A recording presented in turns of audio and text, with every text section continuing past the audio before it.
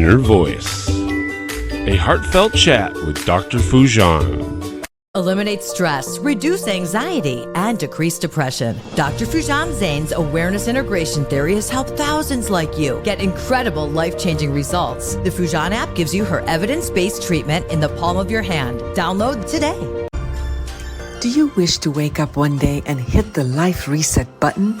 Life Reset, the awareness integration path to create the life you want by Dr. Foojan Zeine, helps you navigate crucial life areas, heal the past traumas, and cultivate fulfilling relationships and careers. Life Reset is your guide to a profound journey to reshape your life. Grab your copy on Amazon or Audible now and embark on a path to a more joyous and fulfilled life.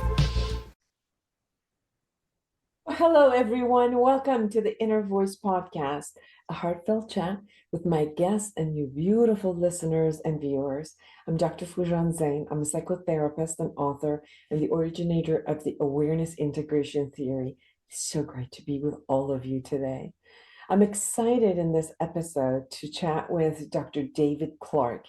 He's the president of the Psychophysiological Disorders Association. It is a 501c nonprofit dedicated to ending chronic pain epidemic.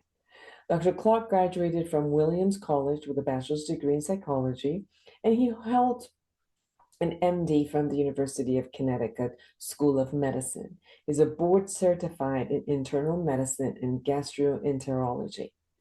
His organization's mission is to advance the awareness, diagnosis, and treatment of stress-related and brain-generated medical conditions. The PPDA supports an evidence-based biopsychosocial approach that is safer and more affordable and more effective than traditional treatments of chronic pain. With a focus on uncovering stress and identifying trauma, the PPDA encourages patients to take control of their symptoms without drugs, surgery, or expensive treatments. Dr. Clarke is the organization's president. He's a renowned gastroenterologist, author of 3 books. He's a producer of 3 films and an international lecturer on psychophysiological disorders. And you can go to his website, endchronicpain.org, and you get so much more information. He offers different assessment tools that you could actually go on the website and check out the assessment tools and see where you fit. And we had an amazing conversation, kind of bringing the psychology world to the medical world and how he has integrated those and how much he has helped his patients and looking at it from a different angle. So I'm sure you'll enjoy this conversation as much as I do. Subscribe to my podcast, my YouTube channel, and connect with me through my website, foojanzeine.com, or any of the social media. And share with me your thoughts and, topics, conversations that you want to know.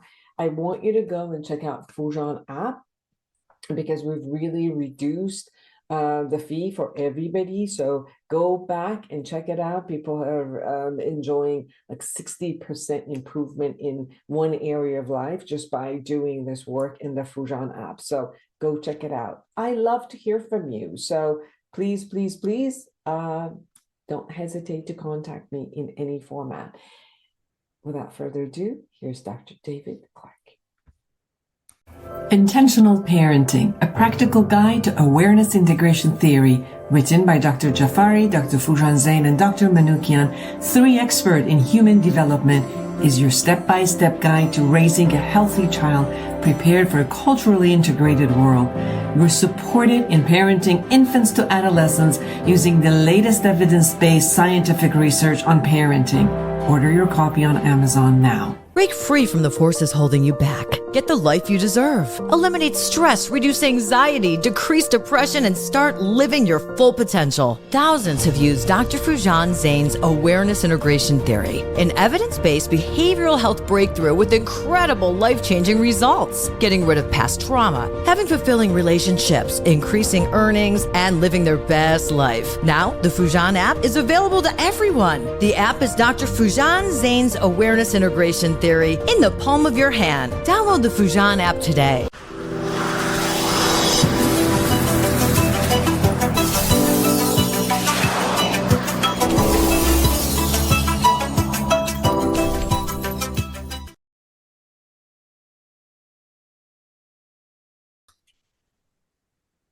Welcome to the show, Dr. David Clarke. How are you? I'm just great. Wonderful to be with you. Well, today is a rainy day everywhere, right? You were in Portland, I'm in Southern California, and we're getting blessed with a lot. Yeah, no more drought, I guess. It's hitting the entire West Coast. Yes, absolutely. Well, I'd love for you to share your experience with stress illnesses. We're going, you're an author of your latest book. You've also authored other books, but they can't find anything wrong. And it seems like there's so many experiences that people feel and experience in their body and in their psyche that we don't have necessarily symptomology that says, okay, this is the issue or this is the illness. And sometimes even they get wrong diagnosis, but a lot of it has to do with the level of stress that people experience. And if it becomes chronic, obviously it does become some sort of an illness. First of all, what got you interested in looking at it, looking at the whole thing from this angle? Well, I started out with no training or background in psychology. I mean, you're a psychologist and I'm a gastroenterologist. I'm board certified in that and internal medicine. But there's a huge gap between us that actually 40% of people who go to the doctor fall into. It's the biggest blind spot in medicine. It's physical symptoms that do not have a disease or an injury to explain them. And I first found out about this when I was still a doctor in training. I had been doing pretty well up to that point. I got an award for excellence in medical school. I was in my dream training program at Harbor UCLA Medical Center. I was getting high scores on my board examinations. So the last thing I expected was to run into a patient that I didn't know the first thing about diagnosing or treating. And this patient was a 37-year-old woman who was averaging one bowel movement per month, despite taking 4 different laxatives at double the usual doses. And she had been sent to us by another university where they couldn't find anything wrong with her because we were going to do a specialized test that my department chair and I were convinced was going to uncover the answer to her problems. But that test was normal as well, which surprised us both a great deal. And it was left to me to do her exit interview. And I was searching for anything else that might help her. I was talking to her about stress. I was asking her about stress that had happened earlier, thinking maybe some stress had triggered her illness. And that's when she told me she had been sexually abused as a girl. Not just once or twice, which would have been bad enough, obviously, but in her case, hundreds of times. And at the time, I had no background in psychology. I didn't know what to do with this information. I didn't know that it could possibly be connected to the reason why she was so severely ill. But I had heard of a psychiatrist named Harriet Kaplan at UCLA who was certified in medicine as well. And I thought, okay, this is something I can do. I can help this patient by getting her to see Dr. Kaplan, and maybe the patient will be able to live with her condition a little better. Well, a couple of months later, I ran into Dr. Kaplan in an elevator, and just to make conversation, I said, whatever happened to that patient that I sent to you? And she said, oh, I haven't seen her in a few weeks now, Dave. She's cured. She doesn't have the problem anymore. She's not needing to take all those medications anymore. And that just completely shocked me, that you could alleviate a serious physical condition just by talking to somebody. I'd never heard that that was possible. But I learned the framework from Dr. Kaplan over the next year and a half. I began using it in my practice. And now we're, almost 40 years later, 7,000 patients that I've worked with. It's the biggest blind spot in healthcare, and it doesn't have to be. Absolutely. As you were sharing, it gave me. I was also sexually abused from age 3 to Oh age my 9. goodness. And I remember I had so many pain in my kind of like the let's say my colon area or uterus area, and there wasn't anything. It's just I had a lot of constipation. I had so much throughout my whole teenage years and young adulthood. And I remember until I went to therapy, I was about 20, like 24, 25, which I started going to therapy. And slowly but surely, without changing diets, without changing anything else, the pain just started like alleviating and, going. I didn't have those problems anymore. And then, I could see that as different traumas were releasing, different pain in different areas of my body, which we would be holding, would start releasing. And I even had, working with a lot of people who had trauma, and even up to today, because the model I created is trauma informed. It as we go through the trauma and release the trauma, you could see the different areas which were holding, the muscles were holding at that time, and they, whether it was a physical trauma or it wasn't even a physical trauma, even if it was an emotional trauma, because your body was holding under the stress so much that those tissues or muscles were still holding that kind of an energy. And as you keep releasing these, a lot changes in your body. Yes, you're absolutely right. And I'm so sorry that you had to go through that experience. But you're very fortunate that you found your way to treatment that was able to help you with this. It's a condition that affects 20% of adults in the United States alone, and 40% of people who visit a primary care physician for symptoms that can be from head to toe, as you point out, migraines, a lot of long COVID, a lot of chronic fatigue, fibromyalgia, irritable bowel syndrome, pain in the low back, irritable bowel, pain in the joints, functional neurologic disorders, visual disturbances. The list of symptoms that can result from this just goes on and on. But the good news is that if you know what to look for, if you can uncover the stress that is responsible for this and bring that out into the open, you can successfully treat it. I have had some very ill patients, and these symptoms are all 100% real. They're just as real as symptoms from any other cause of illness that I encounter as a physician. But you can alleviate them if you know what to look for, uncover the stress that the patient themselves may not recognize. But if you bring that into conscious awareness and deal with it, the symptoms improve. One of my patients had been ill for 79 years over a tragic event that happened when she was 8 years old. But even that patient, we were able to make the connection to the tragedy that happened when she was a girl, help her to cope with that, and her symptoms improved dramatically after that, even after so many decades. Yes. So the book, everyone, is They Can't Find Anything Wrong: 7 Keys to Understanding, Treating, and Healing Stress Illnesses by Dr. David Clarke. Can you share with us the 7 keys? Let's go from 1 to 7.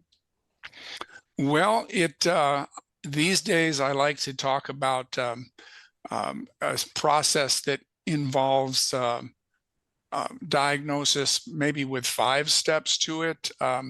And the first step is just to uncover any stresses that are in your life at the moment. And especially if there's any chronological link to when and where your symptoms began, or when and where they fluctuate over time. The second area that I like to look at is whether somebody had adversity in childhood. And this can be anything that you wouldn't want a child of your own to go through. For example, one of the common exercises that I have my patients do is imagine themselves a butterfly on the wall of their childhood home, and they are watching a child that they care about, either their own child or another child to whom they're connected. And they're watching that child try to cope with everything they had to cope with as a child, no matter what level of adversity that was. And how do they feel when they're watching that child try to deal with these issues? Do they feel sad or angry, for example? Or was their treatment of the child that affected their self-esteem on a long-term basis? And then the third major area that I look at are three different mental health conditions that can present themselves with a bodily symptom. And these are depression, anxiety, and post-traumatic stress. And I know you deal with all three of those all the time, but the majority of people who struggle with those, they actually manifest themselves with a bodily symptom that brings them to a medical physician first. And unless the medical physician knows to look for these conditions, they can very easily miss it. One of my patients, for example, had 22 different encounters with one physician or another over a 7-month period of time, all because of severe depression manifesting physically. And the severe depression was missed. And a couple of weeks before she wound up in my office, she had actually driven herself to the edge of the Columbia River here on the Oregon-Washington border and walked out into it until she was up to her neck and stood there for 10 minutes thinking about whether she was going to keep going and drown herself. Fortunately, she turned around, got back in her car, came to see me in the office the following week, where we made the correct diagnosis of her depression. But it shows you, just how severe depression can be missed in a medical environment. So those are the main things I look for. Also, the long-term consequences of what we call adverse childhood experiences, or ACEs. Many of those can be successfully treated, even though we can't go back and change the adversity that people suffered. The personality traits that develop in response to adversity, the repressed emotions that develop in response to adversity, and dealing with triggers in your present day environment that are triggering for you because they are linked to the ACEs in the past. All of those can be successfully dealt with. Beautiful. Yes. One of the things that also happens is with anxiety. It seems like a lot of times people just go to their physicians in order to have some sort of a medication to calm them down a little bit. And although medication will kind of like temper down a little bit of the intensity of the emotion, but anxiety is one of those things that if you don't change the way you look at life, it's going to keep coming back. Obviously, depression has the same concept, but anxiety, every moment, if you're doing this kind of what if thinking that is bringing so much anxiety, or their habits, and if somebody's holding secrets, whether it was about the trauma that they hold, or they're doing something right now that they keep putting themselves in a position of danger, or hiding something, always waiting to be found out, waiting for the other shoe to drop. All of these ways of thinking and outlook about life is going to create a lot of anxiety symptoms. And then the symptoms are very physical, like the heart palpitation, and can't breathe, and as you're always holding, you have backaches, and there's so much pain and ailment that it goes to, and then they will go into their internist. And usually, one prescription of anti-anxiety, which could be very addictive, brings the person a little bit down, but because they haven't changed their thought process or habits, it keeps continuing. So can you share a little bit about your approach from a physician's perspective of how do you work with people who come in and underneath is this type of stress that has kind of brought them into a place of being used to creating anxiety all the time within themselves?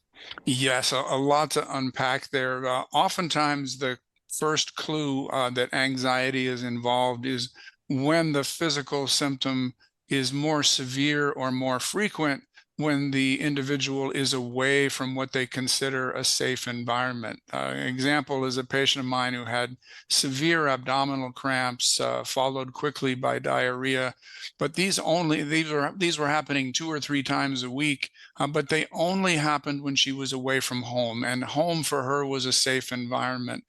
She never had an episode when she was at home, only when she was away.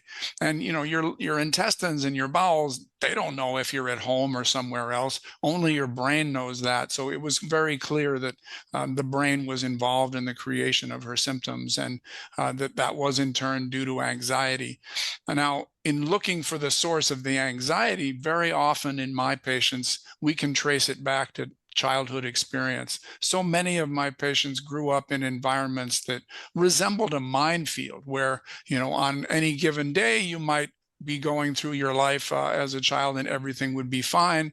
But then the next time, same environment, and just as in a minefield, something blows up, something very bad happens to you. So you have to be constantly vigilant as a child, always watchful, always worried, always paying attention to details, because something bad might happen to you. And you absorb that way of living at a very early age, and it becomes a basic assumption of your life.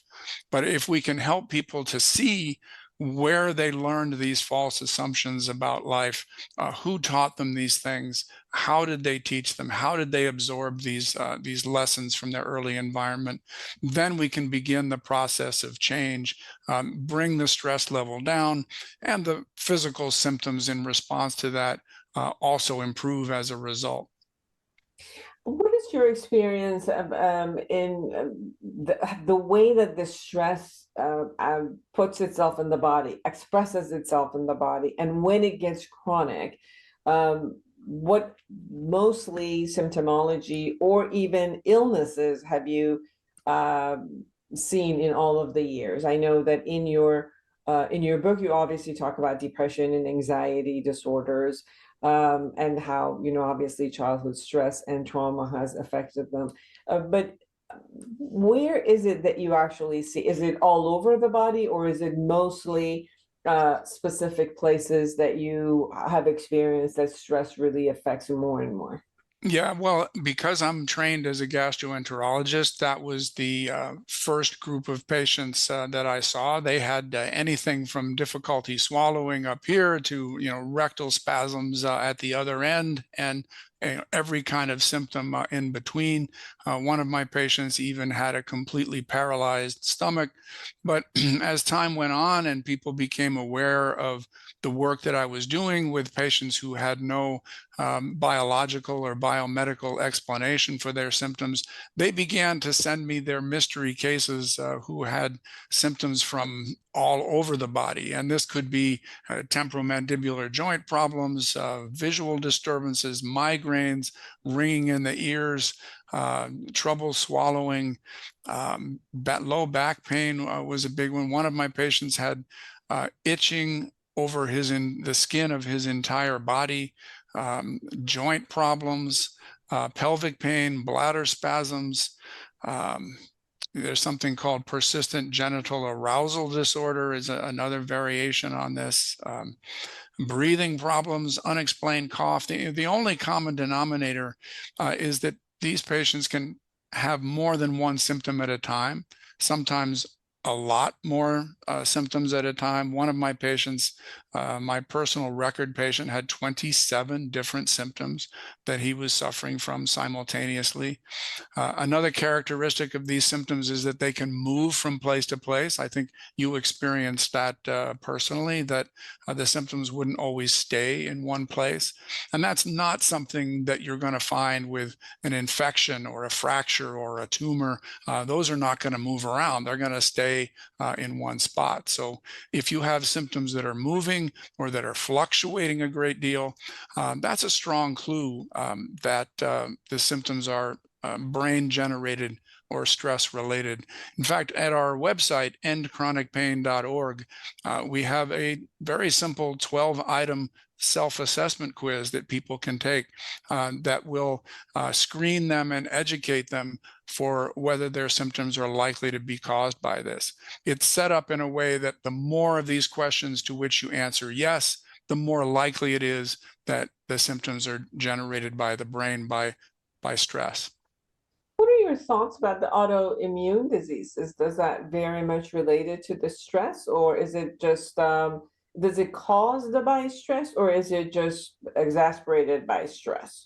You know, that's a fascinating area. There is research that shows that adverse childhood experiences are related to development of autoimmune diseases later in life. Specifically, the more of those ACEs that you went through, the more likely it is that you will have some form of autoimmune disease later in life. Now, why is that? We haven't completely nailed down the exact physiologic connections between the ACEs and the autoimmune diseases, but it is likely that the inflammatory response in the body is triggered by the ACEs, and that long-term inflammation over a period of many years or decades can increase your risk for these autoimmune diseases.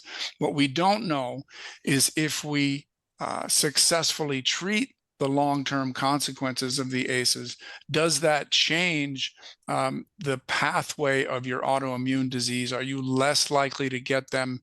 Are you more likely to have a favorable outcome from those autoimmune diseases? We just don't have the research to know that yet. But I'm optimistic that if we help people with the long-term consequences of their ACEs, that we may tune down the inflammatory response in the body. Still waiting for the answers on that. So what I'm also hearing from you is when we learn how to bring the stress down, and the stress is not just a matter of how do you bring the daily stress down, but you're also bringing the stress down of the way you your belief systems, which keeps bringing every day into that stress beside what the world brings the stress towards you. And when you're looking at how your lifelong whether habits or experiences or things that have happened to you, you're carrying them. You're not complete with them. You're consistently carrying with you that it has a direct effect on your body. And then the symptomologies are gonna hold. So the point is, go ahead and treat them from a physician's perspective, what you need to do, and check your body and treat them. But if you are checking your body, for example, as you go with a physician, and you can't really find a lot of things, you also, regardless of whether you find or not, it's important for us to also take this part of us very seriously. Take the psychological angle of how we're consistently using, maybe faulty belief systems or experiences or traumas that are holding there, and the emotions that are consistently being produced daily because of those things. And if those are not shifted, that the body, no matter what, is going to be under stress. Like, you could create your life stress-free on a day-to-day basis, but if you haven't cleared your past, in a sense, those thought processes are going to keep creating stress overall in your body, which then it becomes physical. Yes, you've done a great job of summarizing my process there. You want to make sure that there's no biomedical explanation for a symptom. You have to have that diagnostic evaluation. And then if it's not showing a clear-cut organ disease or structural damage that explains the symptoms, then we start looking for, start looking at the brain, and from there we look at stress that has impacted the brain. There's evidence now that stress can actually change the anatomy of the circuits that process signals from the body in a way that produces the pain or other symptoms. So this is a real phenomenon in the brain that is going on. The brain is capable of generating incredible levels of symptoms in the body. And the solution is to go after the stress that has been doing this, whether it's in the present day or in the past. And you're absolutely right that looking at the long-term impact of the adverse childhood experiences is often a key for this. The stressful personality traits is an important one. Many of my patients have simply learned things as children that became assumptions that they incorporated into themselves that are not true. They've learned that they're second-rate or worthless human beings. They've learned that they need to be perfect. They've learned that they need to be highly self-critical or put out enormous amounts of energy on behalf of other people in their lives without necessarily putting themselves on the list of people they take care of. And there are a lot more of these personality traits that are stressful and that impact your body as a result. Another one is the repressed emotions. Many of my patients are carrying anger, fear, shame, grief, or guilt coming from their past, coming from their childhood experience that they're simply not recognizing. One of my patients, when I went to see her here in my hospital in Portland, she said something to me I've never heard from any other patient, which was, "Thank you for coming, doctor, but don't waste your time with me. You'd be better off seeing your other patients." And when I asked her why she said that, she had good reason. It turned out that she lived in the same city as a major university, and she had been hospitalized at that hospital 60 times over the previous 15 years with no diagnosis. She was having attacks of extreme dizziness accompanied by vomiting that would put her in the hospital 4 times a year for the previous 15 years. And of course, she'd had every test you can think of. She saw a dozen specialists. They had a psychiatrist come and talk to her who found nothing wrong. But it turned out that she had been verbally and emotionally abused by her mother. Her mother was still in her life at the age of 50. The mother was in her 70s. The mother was still emotionally and verbally abusing her, after all these years. And there was enormous emotional tension and anger in that relationship, of which the patient was completely unaware. And it turned out that I was able to find that all of her attacks of illness were connected to interactions with the mother. And as soon as she saw that connection, I can still remember her looking up at the ceiling and saying, "Oh my God, I can't believe this." And in her case, just bringing all that emotion into her conscious awareness where she could deal with it was enough to alleviate her attacks. She went home from the hospital the next day. She never had another episode. It's beautiful. So either we have to train all physicians into psychology methods, or we have to have a psychologist or a therapist. We need to talk to each other. We need to reach across the gap because it is the biggest blind spot in healthcare right now. This is 50 million people in the United States alone. Yes. Yes, I mean, I created a psychology model. It's called awareness integration, which it does take a lot. Like you go into every area of your life and really look at becoming aware of, your thoughts, your emotions, your behaviors, the impact, your assumptions, and relatedness to every area. And as you were sharing, it's so important for people to actually have those, because we're not getting that in education. Like we're not getting that as we're growing up in school, and how to be aware, how to look at all of these links that are there. And traumas are in our body, emotions, expressed in our body. And if we're not able, like you said, to talk about the emotions, we haven't learned how to do that or release it, then obviously it's going to hold somewhere in your body, and continuously you're going to have that. I remember I had stomach ache and ulcers when I was very young, in my 20s. And, based on after I went to therapy, then my body started changing and releasing, because I was holding my stress and pain and, depression and anger and all of it in different parts of, my organs. And as I started obviously working through therapy and releasing, it all kind of like went away. It all released. And obviously with that awareness also showed me how to change my eating habits, which also then supported it. But part of my eating habits were also anxiety and depression ridden.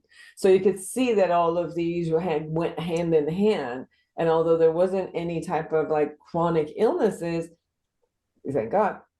But if I wasn't aware, and if, I just went to doctors who just dealt with specific symptomologies and gave me just, pills for those, this whole bigger picture would have never released. So this is also what I'm hearing and what's happening, what you wrote in your book is to start looking at the symptomology that comes into your body. Your body's telling you, I'm in pain.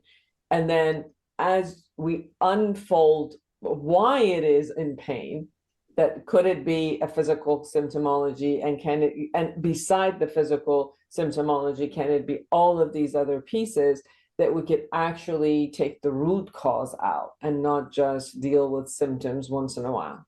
Yes, you're so right. You've summarized this so well. And I just want your listeners to recognize your symptoms were real. You were not imagining these things. You were not making them up. You had symptoms that were just as severe as if you'd had, inflammation or an ulcer or a tumor. The symptoms are no different in terms of their severity. And unfortunately, most doctors are trained to look just at organs and structures. And if they don't find anything there, there's kind of an assumption that, our job here is done. We don't need to look any further. These symptoms are probably just all in your head. You're imagining them. You're probably neurotic. We can't diagnose you any further. You're just going to have to live with this. And it's really not our job as doctors to help you. And, I was taught those false assumptions as well early in my training. I am so grateful I ran into Dr. Kaplan, who taught me that every single one of those assumptions was false, and the remarkable outcomes that you can achieve once you start looking for the psychological stresses that are responsible for these conditions. Because as you found out through your therapy, once you have the awareness, and then you can put these into words, the physical symptoms are less. The stress doesn't need to be expressed via the body. I mean, your body, even when it's hurting, is actually your friend. It's trying to tell you something. It's trying to communicate with you. And if you know where to look, you can hear that message. You can have a recognition of where the stress is coming from. You can put it into words. And the more you put it into words, the less needs to go into your body and in the form of symptoms. One of the most successful exercises that I've done with my patients who went through adversity as children is to have them write an unmailed letter to the person or persons who mistreated them, just by putting those words down, both good and bad. I mean, not every ACE perpetrator is completely bad. Some of them have good qualities as well. But you put all of that down in words, and those emotions don't need to be expressed into your body as much anymore. Yes, absolutely. They can't find anything wrong. 7 Keys to Understanding, Treating, and Healing Stress Illness by Dr. David Clarke. Dr. Clarke, anything we haven't really shared that you really want people to know?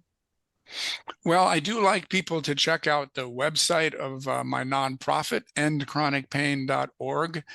We have that 12-item self-assessment quiz there that takes 2 or 3 minutes for people to get an insight into whether they might be suffering from this themselves. We've also got 2 professional courses on there that we've made deliberately jargon-free so that even people who are not healthcare professionals can take it. We wanted the medical professionals to be able to understand the psychological material and vice versa. So that's why we made it just in plain English. There are 2 textbooks now. The first one is called Psychophysiologic Disorders. And for people that are interested in science, that also is written jargon-free so that people can read that book as well. We've got a brand new course on there just released last month that's got all kinds of fun graphics, and we have 5 different actors doing role playing to illustrate some of these principles. So that's a fun course to take as well. And a whole, for people who support the nonprofit by becoming members, we have a free course on there that just in 13 brief chapters covers a lot of this material in quite some depth. Beautiful. Thank you so much for bringing and bridging the medical field and the psychology field together in such a beautiful way. It's truly, truly needed. And I hope that your work allows the medical industry to kind of open up into incorporating and integrating these fields together consistently, especially in patient assessment and patient treatment. Well, thank you. You've helped to bridge the gap between our 2 professions, and I'm very grateful. Thank you so much for taking the time and being with us. Thank you. And for all of you who are out there, create an amazing life for yourself and everyone around you. And until next week, bye-bye. Eliminate stress, reduce anxiety, and decrease depression. Dr. Foojan Zeine's awareness integration theory has helped thousands like you get incredible life-changing results. The Foojan app gives you her evidence-based treatment in the palm of your hand. Download today.